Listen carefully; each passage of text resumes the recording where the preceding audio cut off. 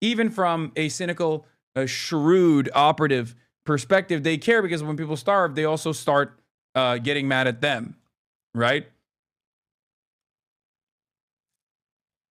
So if there's one group that doesn't care when people starve, it's the Republicans. They've made that fucking clear. It's obvious, especially because they're like literally dangling that as a threat, which is crazy. But I do think that like the Democrats are more responsive to that than the Republicans are.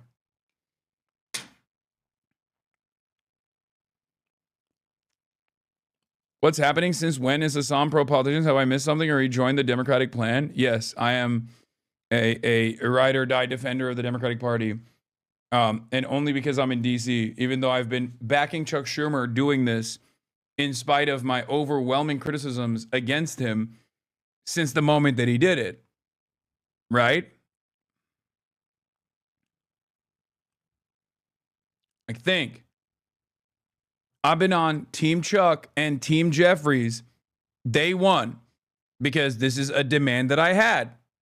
This was a demand that I had, and they actually followed through on it, and they have kept up the response so far. Do I think that they're doing the best job messaging around it? No. But clearly, in spite of their bad messaging around it, people do still legitimately blame the Republicans here. Also, I met they Tuesday earlier. PSL, ride or DEI? I did. I met they Tuesday. Finally, our PSL chatter. I met them in person. It was awesome. Tax credits for the future. Now, the ball is in the Republicans' court. Democrats need to do more as far as like messaging. They need to be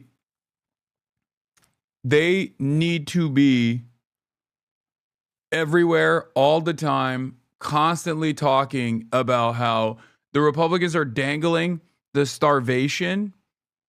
The Republicans are dangling the starvation of 40 million Americans as a point of leverage against offering healthcare to tens of millions of Americans. Like, it's crazy. DC hotels are famous for surveillance. Yeah, probably.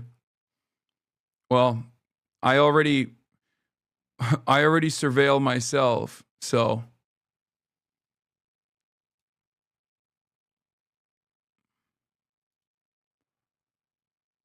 Schumer says this is a reasonable offer. Republicans are almost certain to reject it. 1R just noted that all this does is force Congress to address it around the midterms next year. Dream scenario for Dems to be able to talk about healthcare right before the elections. Yeah, no, it was smart. It's smart because, yes, the year long extension literally brings the conversation back to the forefront right before the midterms, and it's like that is. That's not something that Republicans are going to be on board with, you know? But the answer to that is, okay, then we do an extension, what, 2 years into the future? Like, their only counter could be, okay, we'll do a longer extension of ACA subsidies. You know?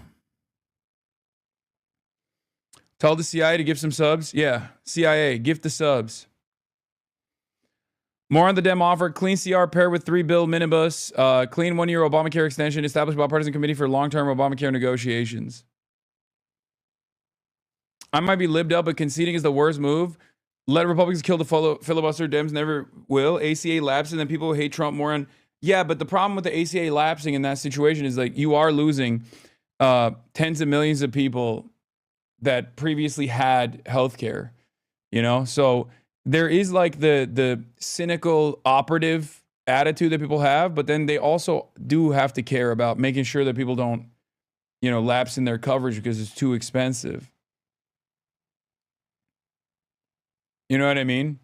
It's this, like, as much as I hate these people, as much as I hate politicians, let's be real. This is a real calculation that they have to make. They're not like sitting around thinking, who cares if people starve? They'll get angry and they'll hate Trump. Like, they do care when people starve. Adam Mockler had a good talking point here. Let's see. Can I just ask, to either of the Republicans on this panel, would you rather see this government shutdown end in Trump's preferred way, which is terminating the filibuster, or Democrats' preferred way, which is extending health care? What do you say? First of all, I'm not a Republican. Okay, to be fair, both options seem good to me. If the Republicans concede and they don't pass they don't nuke the filibuster and they concede to the Democrats, then healthcare is funded. If they do actually hit the filibuster, if they do actually destroy the filibuster, then like the entire dynamic of senatorial runs changes. Okay? The entire dynamic of the Senate changes. You're a terrible person and I hate you. Just wanted to drop in and share hate from Tennessee. Wait, why? Well, I still love you, chatter. And I hope you have a great day regardless. I still wish you well. I still wish the best for you. I hope that you are cursed with good health care and a decent life, a good job, and a solid benefits package, and free education, and an affordable life, regardless.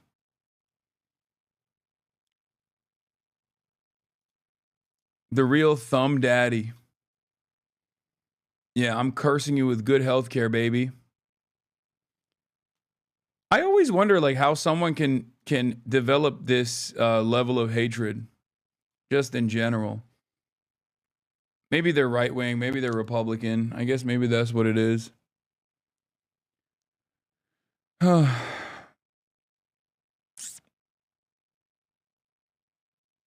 You're wishing that upon me too, even though I don't hate you, right? Yeah, of course. I wish that upon everyone, including my enemies.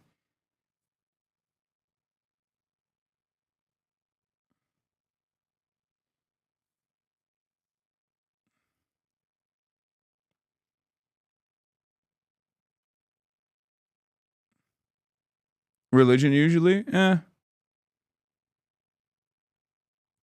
he despawn? Probably not. He probably did not think that I would respond at all. Sorry. Then what do you That's right. Then what do you say? I want to see what do you say? I ran for city council as a Democrat in the city of New York. Okay. Lost by 100 Then votes. then I want to ask you. What do you say about but that? I'm a New Yorker. Okay, answer my question. Then. Answer my question. Then. Answer my question. From all the YouTubers creating docu-style videos about how bad of a person you are, these YouTubers are ruthless. Yeah, I know.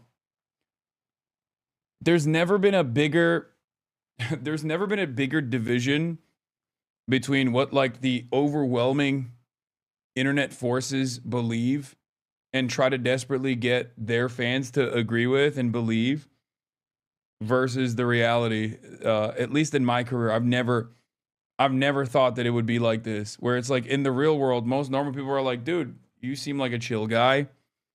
You know? I like your worldview. I would like to advance this agenda. But then if you go on the internet, it's like, I am literally the biggest evil villain. Like Donald Trump could be facilitating executions of slop tubers, okay, outside of the White House. And slop tubers would still be talking about, you know who's actually more evil than Trump? Hassan. He is the worst person of all time. No one has ever seen a guy worse than him. Please explain the filibuster. No one seems to be doing that. It's just a process method of stopping a bill from passage that needs the supermajority vote. So people just threaten, or the threat of the filibuster is always there, which is why bills don't pass with simple majority, but supermajorities in the Senate. Labels. You know why we are where we are? Answer my Because of what you question. just said.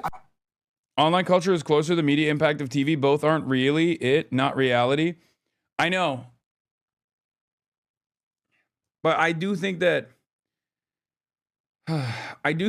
if there was any truth to this stuff, if there's any truth to the fucking diabolical way that they present me, then I don't think I would have this many people still tuning in. You know what I mean? What is this? There was a post showing this example of Twitter versus reality, using you as an example, and your hater was suspended on Twitter. What was the hater saying? I don't know what this post was. Oh, legendary politics understander Ethan claims that the USSR was good for nepo babies. I don't know what the person was saying, but they got suspended. And I think it's because they want to destroy hope. They want to destroy hope within the working class that a better tomorrow is What did the person say? possible, because they do worry.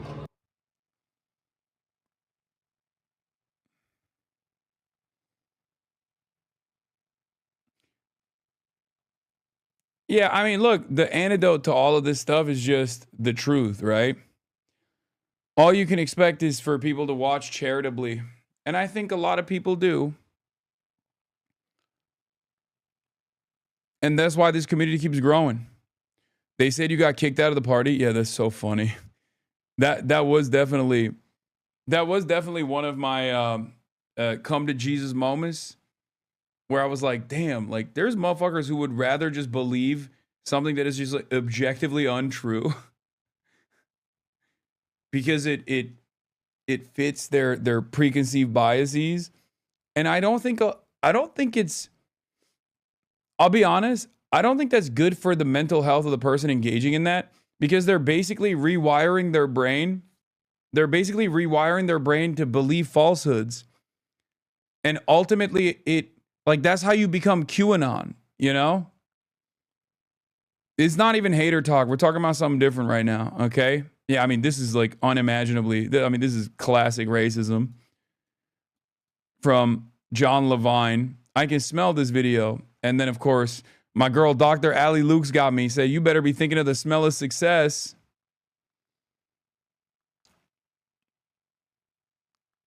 They believe it even when they're pointed to the VODs and actual evidence, too.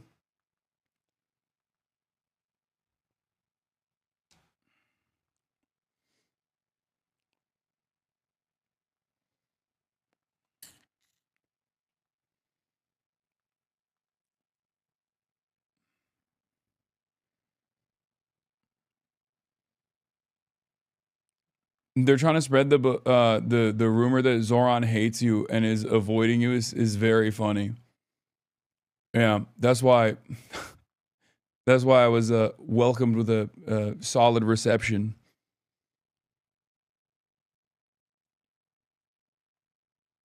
It's not even that they just believe something objectively untrue. They believe something untrue while using media that actually disproves their claim as validation of those beliefs.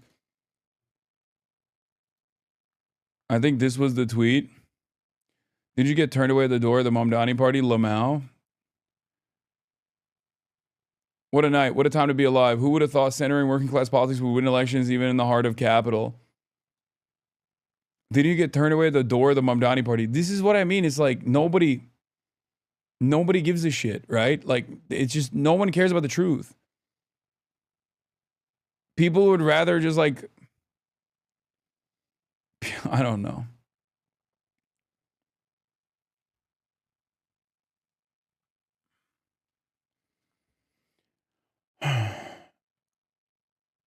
It just is it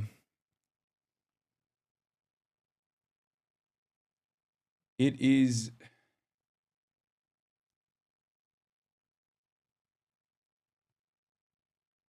what do you call it? It is it's a strange phenomena that I see online, but I do think that like trains people. I do think that trains people into believing falsehoods. And if you're like duping yourself actively, if you are duping yourself actively in this way, I think you're gonna start getting tricked by other shit too, and it hurts my. I don't know. It just scares me where that might lead people. People who otherwise would be our allies, right? People who should be our allies. Not that person in particular, but their audiences, right? There's probably plenty of people who, if they had like a shred of charitability, they would be like, yeah, I think I agree with a lot of this stuff. I do see a lot of similarity between that and QAnon. Yeah. I'm answering your question, but this is why we are where we are. because we've become so partisan. We've forgotten about the people who don't put gas in their car. We've forgotten about the people who can't feed their kids. We're more worried about here's why the Democrats are not motivated to settle this. Because history will say, under Donald Trump, it was the longest government shutdown. So it'll be it'll be now. We're getting there. We're getting there. So for them, for the Democrats, it's going to be down on his scorecard. I wish Congress would go home, go to their home districts, and see the people suffering. You want to know who and it is? then come back to Washington and then make their decisions. Somebody is, and it's Marjorie Taylor Greene, and she's taking the sides of the Democrats actively. She has talked to her constituents, and she said their health care premiums are about to skyrocket. So, again, one party clearly has the moral high ground. Let me ask the same question. How should the shutdown end? The way that Trump wants it to end? It should end that it always... There's one way it typically has always ended. Negotiation. Under Biden. Thank you. That's what I'm saying. Biden, Negotiation. It always ends with a clean with CR. Negotiation. No. I reject your premise. Wait, what do you mean you reject the premise? Like, that's not... Yes, that's how it ends. Until one side concedes. You're just basically saying that Donald Trump has presented two options. One, erodes the filibuster, which a lot of congresspersons, especially on the Republican side, are fearful of, and maybe even many Democrats are, because it makes the Senate unable to pass bills. Okay? It basically makes it so that the Senate cannot pass bills.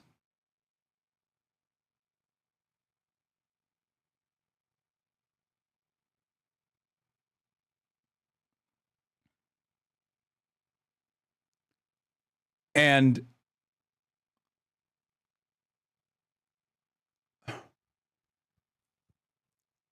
can you explain why destroying the filibuster, especially in this context, is warranted given the current atmosphere and who's in control? Because there's no other world where this happens. Okay? Because the Democrats would never do it.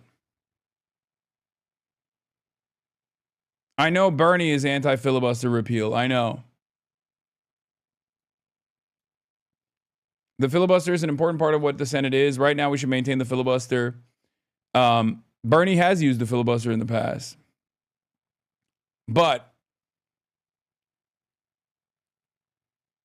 And Bernie has defended the filibuster and not eradicating. Yes, the filibuster bill means a bill needs 60 votes instead of 51. Yes.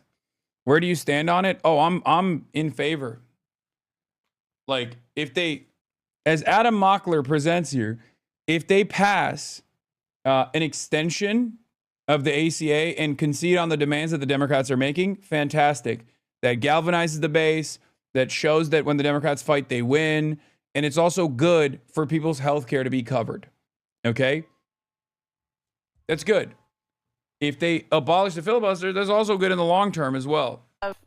Donald Trump wants to terminate the filibuster. Democrats want to extend health care credits. Which of these sides would you choose? I reject that premise. Okay, I think the way that...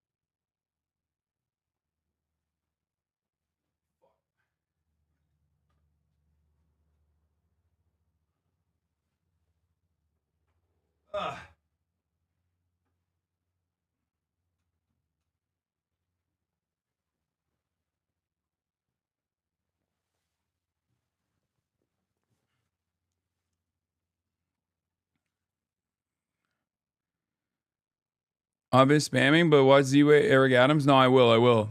Let's continue with this, but I will be. Republican. Travelers feeling turbulence coast to coast as the FAA cancels hundreds of flights at 40 major airports because of the government. Another Adam Mockler clip. Are you an anchor baby? Define anchor baby. Is that when your parent... No, I don't want to do this right now. Let's continue. Shut down. Everybody's suffering in the country because of the shutdown. More than 800 flights already canceled this morning. Frustration mounting. It affects your money, your expenses, and that's tough. Would you be open to getting a backup ticket? You got to have backup money. I don't have that. Some travelers who were notified of flight cancellations now opting to cancel their trip altogether instead of rebooking. I don't know when all this is going to, end. The 40 airports impacted, including the country's busiest, from Atlanta to Los Angeles, Chicago, New York, Boston, and Miami. Airlines told to reduce flights by 4% today, ramping up to 10% over the next several days. American canceling around 220 daily flights, Delta canceling 170, and United canceling just under 200 per day. If you're in a market with only 2 small regional flights and you cancel one or both of them, that's a huge impact to that market. We want to avoid that. And so what we're doing is really spreading it around the system. The Trump administration says they're trying to ease the strain on 13,000 air traffic controllers, but some critics argue it's just a move to pressure Democrats to reopen the government as the shutdown reaches day 38. It is pretty crazy that the Republicans and their posture throughout this entire process has just been, no, we're going to keep fucking shit up. We're going to fuck it up further. And it's pretty crazy. The spread here is chicken wings, a turkey club, and French fries, and deviled eggs.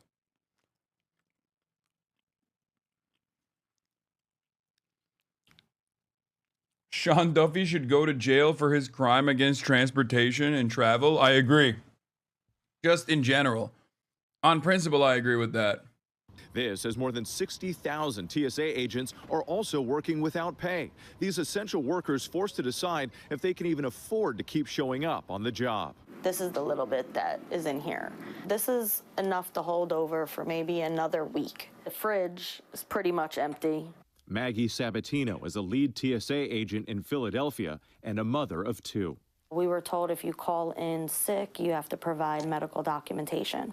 When I call out, I tell them the truth. Can't afford childcare. So you can see the impact here. The airlines say for passengers who are going to experience a canceled flight, they hope to be able to notify them a day in advance and then rebook them on another flight. For passengers who do not want to be rebooked, they are entitled to a full cash refund.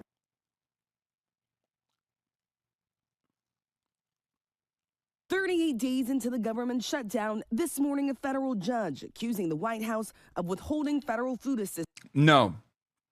People keep asking, is your trip to China cooked? No. For China is international travel, and they have not touched international travel so far. They might. It's the delays that happen on the domestic travel front.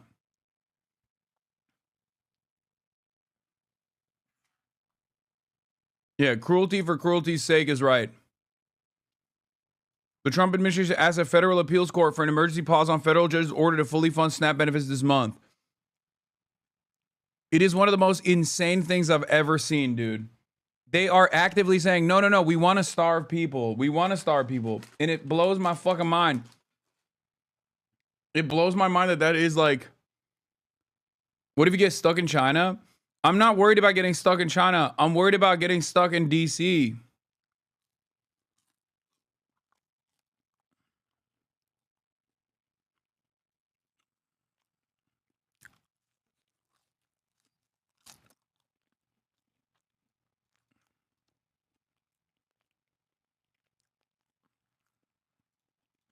Reasons and ordering the administration to fully distribute SNAP benefits by today. Judge John McConnell saying, quote, people have gone without for too long. Not making payments to them for even another day is simply unacceptable.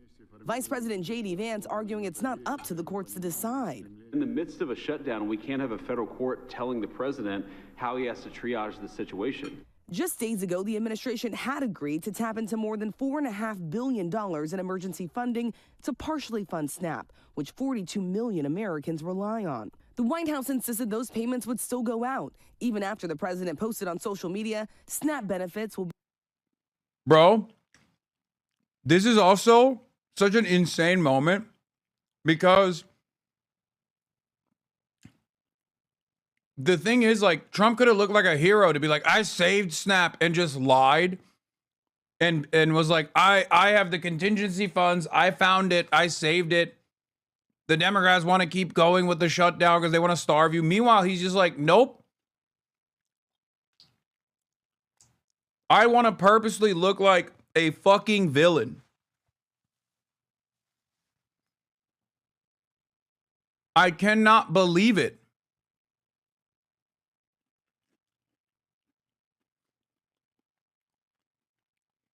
Every day that goes by,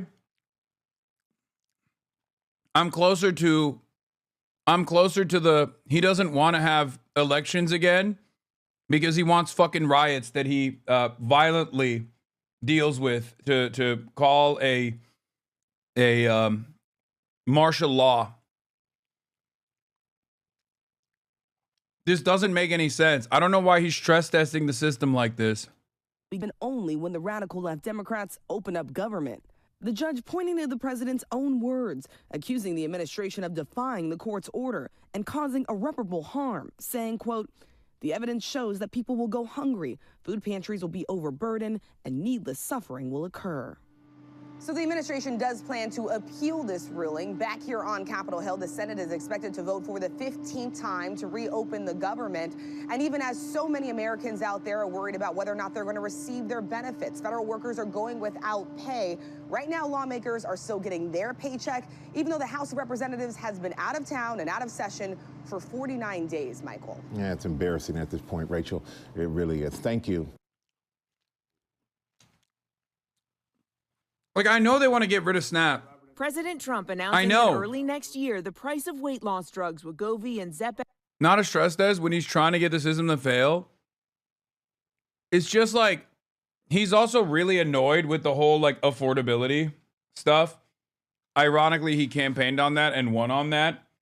You know, fixing the prices, making groceries cheaper. And he is actively making it more expensive.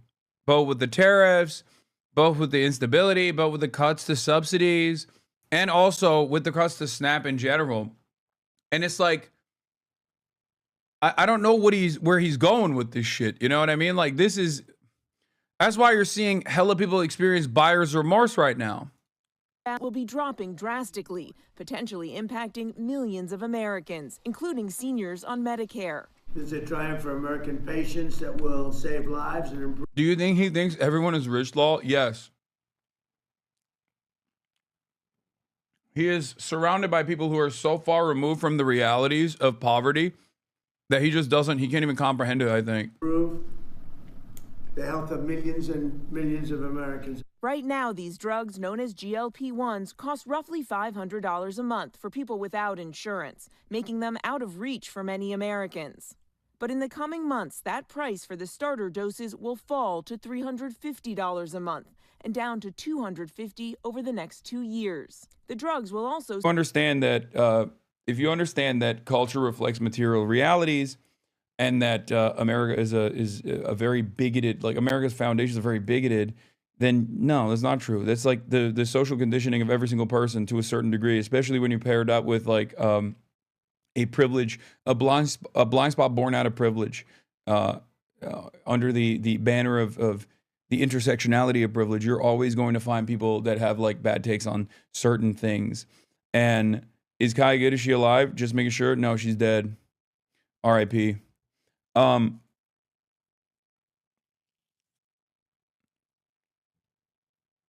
Does that make sense? Do you guys understand what I mean? Like, you have to remember, you have to remember like where people's starting points are. The goal is to change their minds. The goal is not to just like it's never to like concede. I don't concede. You know, I don't concede on my values. You know, I don't retreat on my values. But the difference, of course, is that like you can't You can't make, you have to have a little bit more grace. Kaya died. It's a joke. Okay, dude, calm down. No, they aren't listening. They think you're defending racists again. They're like 5 seconds away from saying Graham Plattler again. Yeah, I mean, I'm not, you know, look, I'm not going to do that. And I will not do that. I am always going to be open-minded and remember that people are capable of change. That is a fundamental value that I hold on to.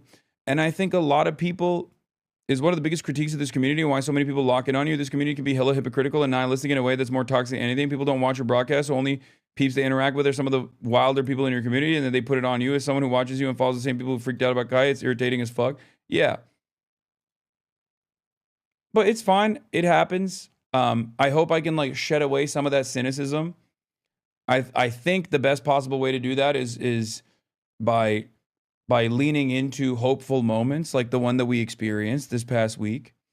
And hopefully people will do away with that kind of rugged and sometimes nihilistic, often puritanical framework that they operate off of.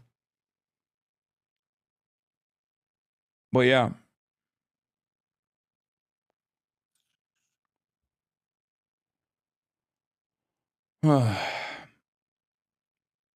Anyway, let's get it going. Senator Chuck Schumer unveils proposal to reopen the government, and I believe the Republicans have already said no to it.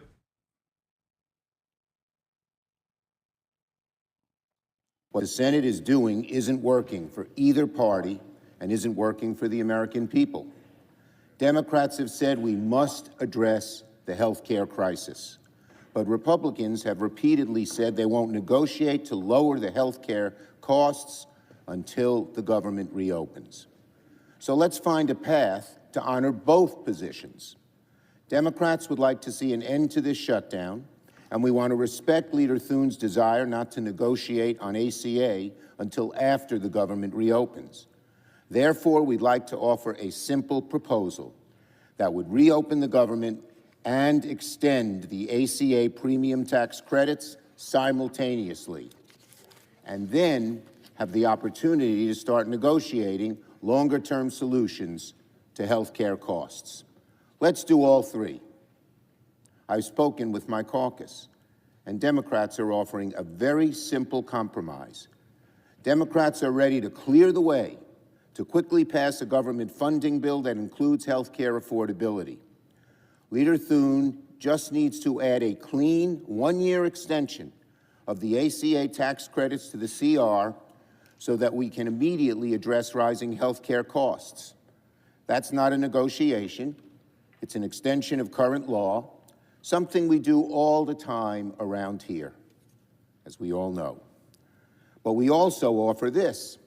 Let's create a bipartisan committee that will continue negotiations after the government reopens on reforms, ahead of next year's enrollment period, to provide long-term certainty that health care costs will be more affordable. This proposal reopens the government and ensures working families who are shopping right now for their health care get certainty and financial relief. While open enrollment has begun, insurers can update their rates after we pass a simple extension of the tax credits. With this approach, we do not negotiate health care in the shutdown, as Leader Thune has maintained he wishes, and the American people get the tax credit extension they want. That is what many of our Republican colleagues have floated over the last 6 weeks as a compromise, a one-year tax credit extension and reforms to the credit beyond that. We will agree with the Republican request not to start negotiations until after the government reopens. All Republicans have to do is say yes to extend current law for 1 year. It makes sense. And since what we're proposing is only a simple extension of current law, the Senate could do this within a few hours. This is a reasonable offer that reopens the government, deals with health care affordability, and begins a process of negotiating reforms to the ACA. Someone in the chat said Hassan's someone's just said Hassan's room has probably been occupied by like corporate lobbyists. It's true. I also sat my ass on a couch that has seen Nancy Pelosi's ass over and over again yesterday. So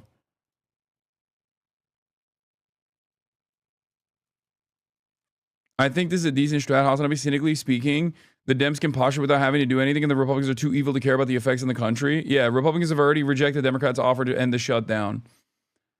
I think they need to do more.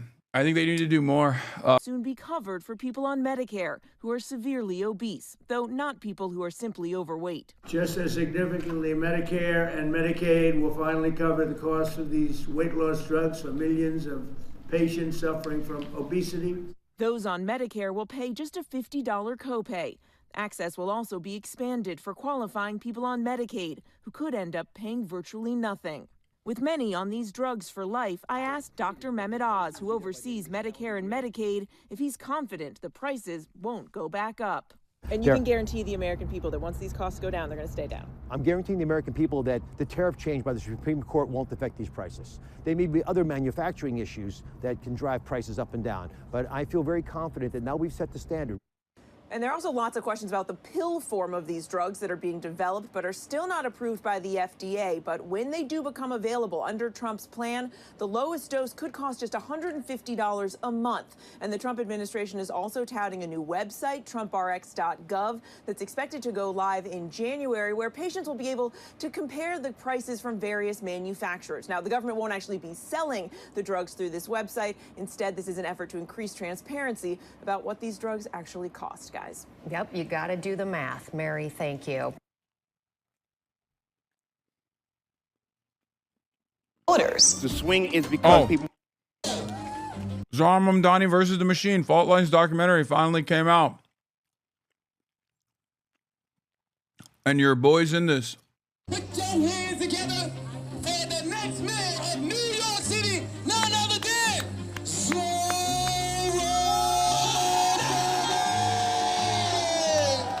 If you had to choose 3 words to describe Mamdani, what would they be? Relentless, positive, and visionary. Good afternoon, Harlem. Smug, phony, arrogant. How you all doing? Radical, extremist, dangerously inexperienced. Energetic, positive, enigmatic. The first thing I wanted to say was 34-year-old Muslim socialist. Describe Mamdani in 3 words. I would say New York City.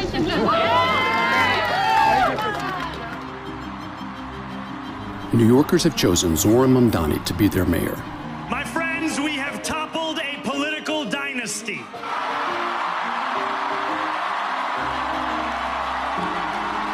His meteoric rise from an unknown assemblyman to frontrunner in the mayoral election was propelled by his promise to make life more affordable for everyday New Yorkers. We are an existential threat to a broken status quo that buries the voices of working people beneath corporations.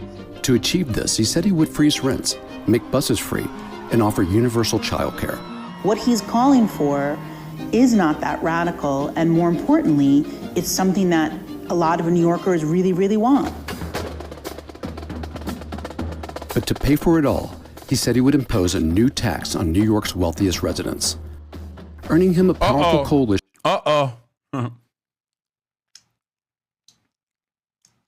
Pre-watch this. This was good. It's so funny because like, all of this stuff, I shot so much stuff like this.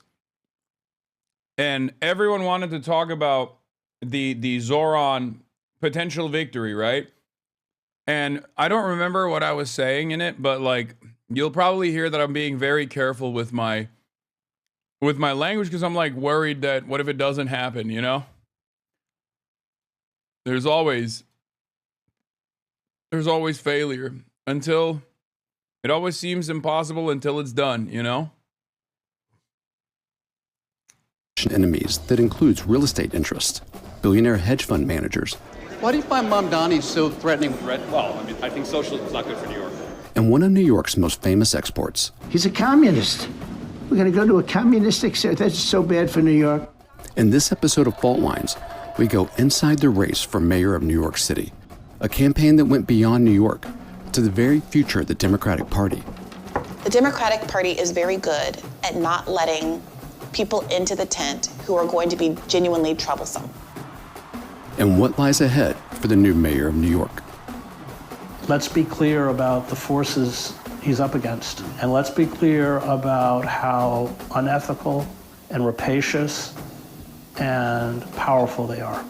This story's not over. These people play for keeps. This is bigger than Zora. You can use that as a title if you want.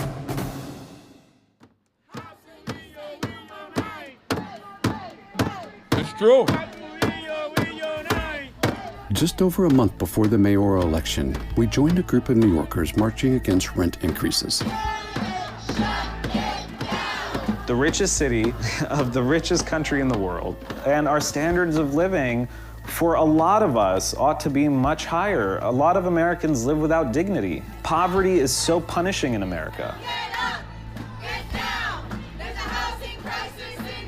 Behind the protesters is the mayor's residence here in New York City. It's called Gracie Mansion. Eric Adams is there for a few more months. One of the legacies of his term here as mayor of New York City was that he allowed the rents to be raised every year. New York's rent stabilization. Scumbag. Fucking scumbag.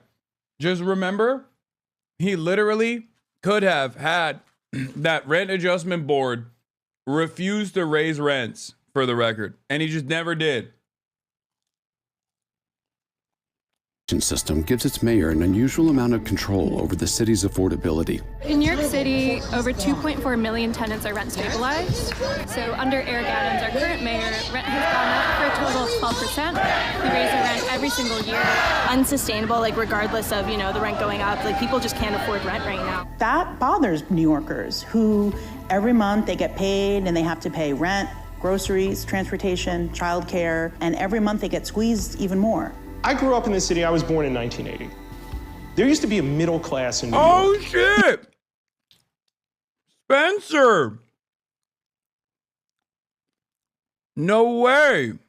Rent, groceries, transportation, childcare, and every month they get squeezed even more. I grew up in... That's my goat. That's the man, dude. Spencer Ackerman is fucking fantastic. Fantastic reporter, fantastic journalist. I've had him on the show before.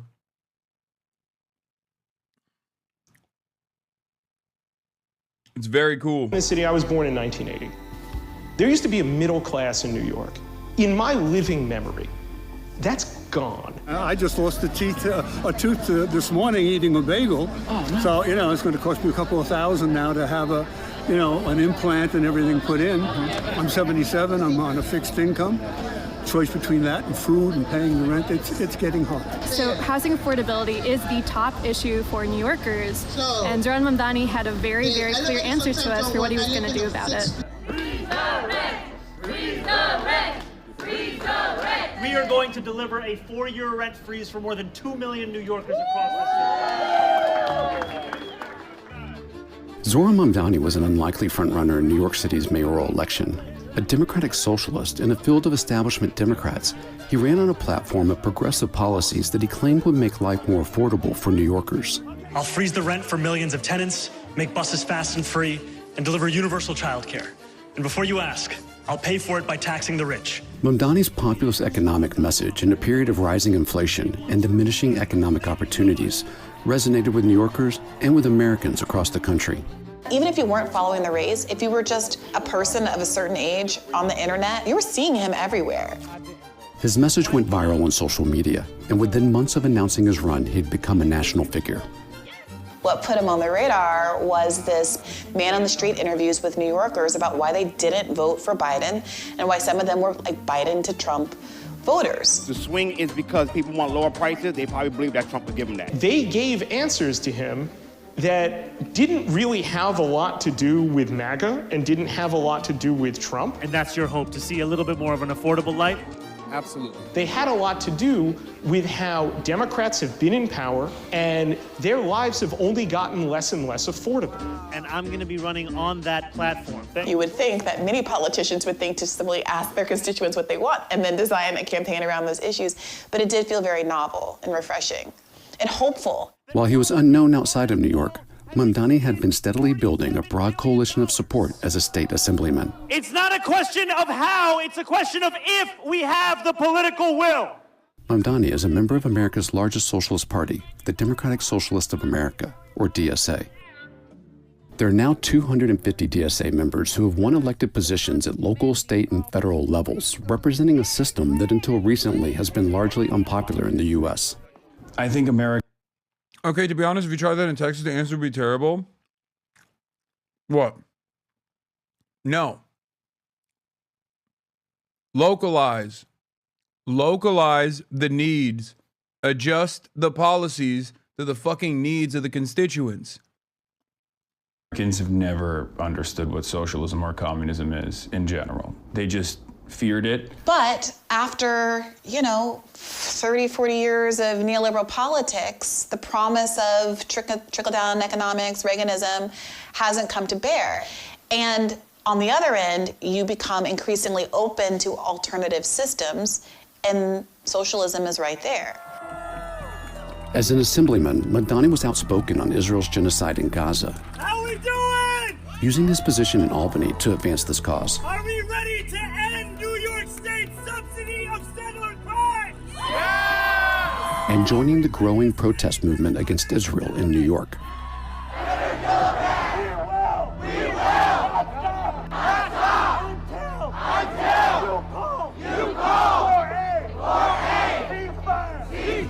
On October 23, 2024, Mamdani announced he was running for mayor.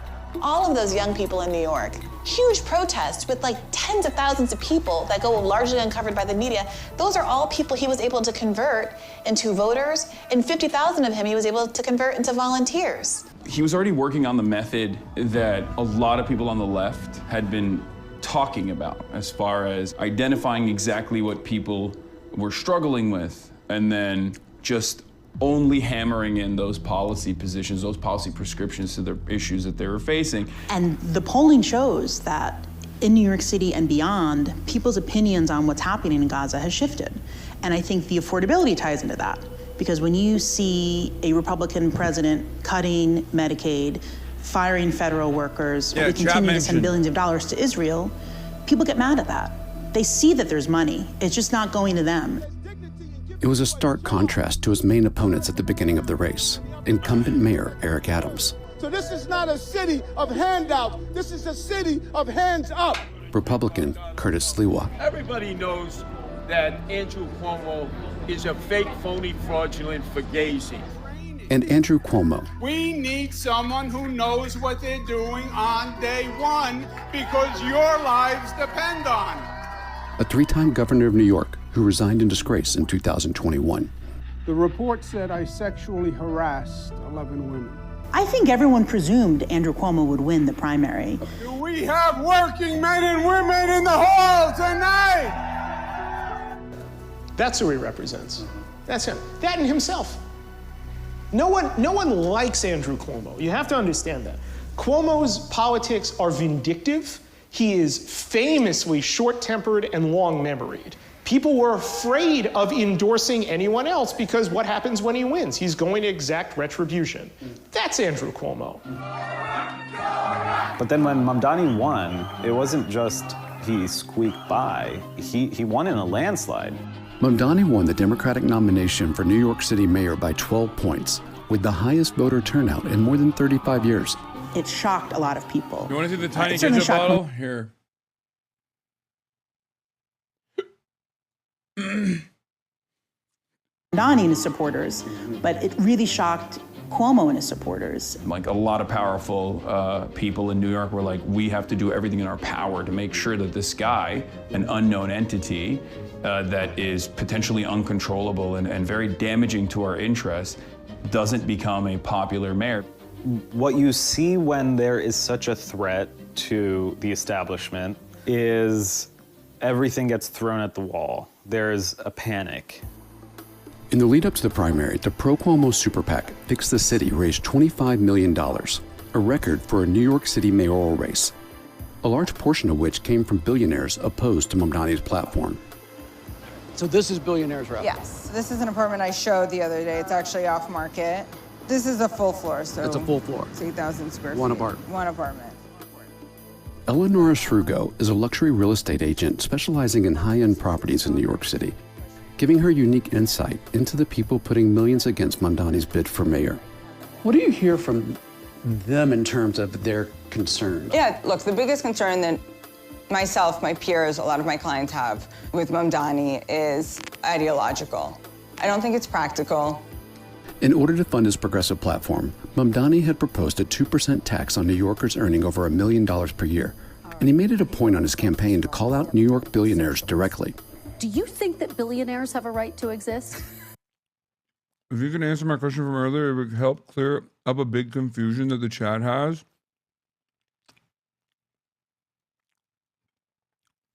I'm a bit confused. It seems you have a lot of goats. As I understand, it means greatest of all time.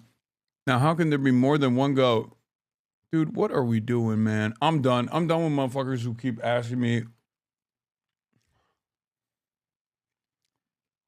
Like, people that come in with, like, sincere sounding requests, I always entertain. And always, it's either bait or the dumbest question of all time. I don't think that we should have billionaires. New York is home to more billionaires than any other city in the world, and Mamdani had pitted himself against them. You are not going to tax them out of existence, but you can tax them out of wanting to spend time here. The billionaire class understands that what happened in the primary is a revolt against them. And that's why they're trying to go all out, game the system, use the rules that they have right now to throw as much money as they can into super PACs to stop Mamdani from winning. One of the largest donors to Fix the City was the billionaire hedge fund manager, Bill Ackman. He took to social media in the days after Mamdani's primary win, promising millions to anyone who would run against Mamdani. We wanted to ask Bill why he believes he knows what's best for New Yorkers, so he attended an investor conference for a company he chairs. And I'm curious, how much money have you put toward the New York City mayoral election? And should your wealth give you more power in a democracy? I invested $500,000 with Andrew Cuomo, and it was not a very successful investment, certainly in the primary. And I think if a socialist, a pronounced socialist, a proud socialist, some would say communist based on some of his plans from a real estate perspective, were to become mayor of New York, it would have very negative signaling value for the city. Ackman would go on to put another million against Mamdani, and other billionaires spent even more. The biggest problems can't be solved by national governments alone. This asshole literally spent $3.5 million in the last week of the campaign, and he spent all of that on the Hassan did 9/11 ads. Like, personally, in the last week for his super PAC, he put $3.5 million on the Hassan did 9/11 attack ads, bro. That's crazy. Yes.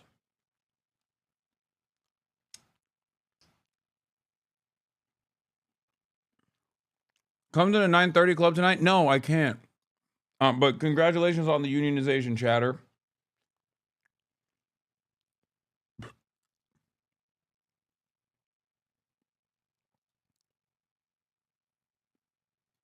Michael Bloomberg, a former mayor of New York, donated over $9 million to a group backing Andrew Cuomo. I think it's fair to understand that the billionaires think they own the city, that this is their city. When Bloomberg was mayor, he made an infamous comment that he saw New York City as a luxury product. And that's what he built.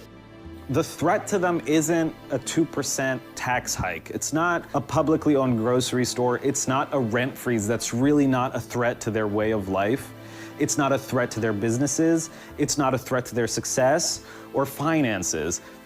It is a threat to their political power. Capital. It's a threat to their political power if the population starts hoping again. That's what it is. They tried to kill hope. I don't often get super spiritual, especially when we talk about campaigns, but it is truly the primary purpose of all of the anti-Zohran Mamdani shit.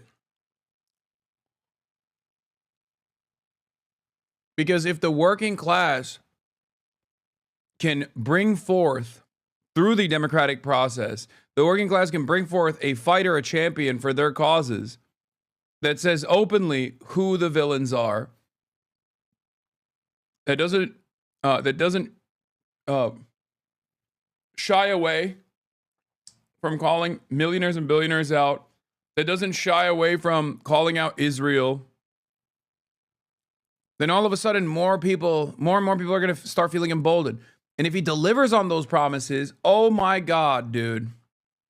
If he delivers on those promises and becomes a popular figure,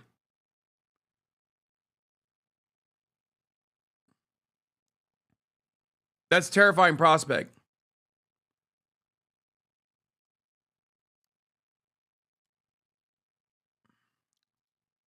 Is threatened by Mamdani and his ideas and the growing popularity of socialism. It's right there in the name. Do we want to live in a society that prioritizes capital and the earning of money and the profit motive at whatever cost? Or do we want to live in a society that prioritizes society?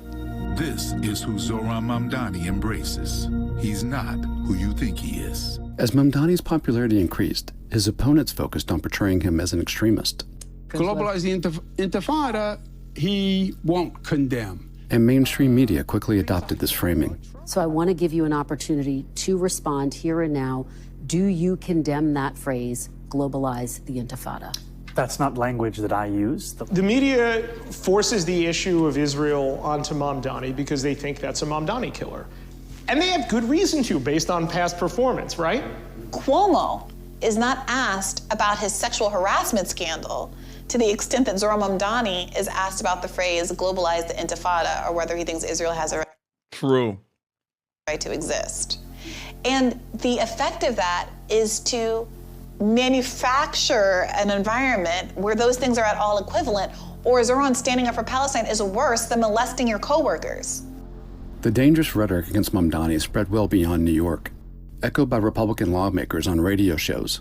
What do you think is going to happen to all of you if Zohran Mamdani gets elected? I mean, it's going to be one big Sharia fest playing the call to prayer from the top of the Empire State Building. How they're talking about him is so deeply dangerous. I get messages that say the only good Muslim is a dead Muslim. The man from Texas left him violent, threatening voicemails, and he was detained and arrested. You're in Texas. Why are you this mad? This makes no sense. That's scary, and it's rooted in a deep hate for Muslim people. Mamdani's fellow Democratic lawmakers also launched attacks against him. This is a very serious issue because people that glorify the slaughter of... Yeah, that shit was so fucking whack. I couldn't believe Kirsten Gillibrand, dude.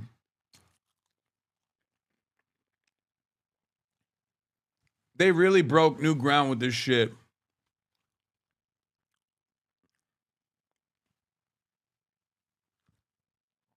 James Clyburn just said that Mamdani's style of politics will work well in South Carolina primary voters, and he praised his campaign. We're ready for a socialist president. What the fuck?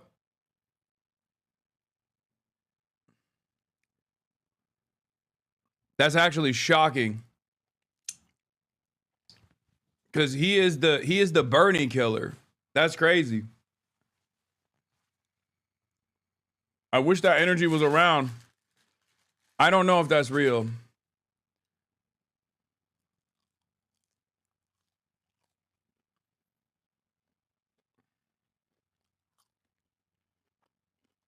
Jews create fear in our communities. The global intifada means destroy Israel and kill all the Jews. Anti-Muslim bigotry is so deeply embedded in American politics, just as anti-Palestinian racism is, that sometimes it can be invisible. Bro, he's about to see the light of Allah. That's why. Timothy Clyburn has, I have it on good authority that Timothy Clyburn has actually reverted to Islam and has seen the light of Allah, he will be going to Jannah. That's what it is. That's what the fuck's going on. And it comes from both sides of the aisle. It's not Republicans who have a monopoly on Islamophobia. Both anti-Semitism and Islamophobia are bigotries, but one has institutional permissibility and institutional permission, and is used as a way to advance your career even. Islam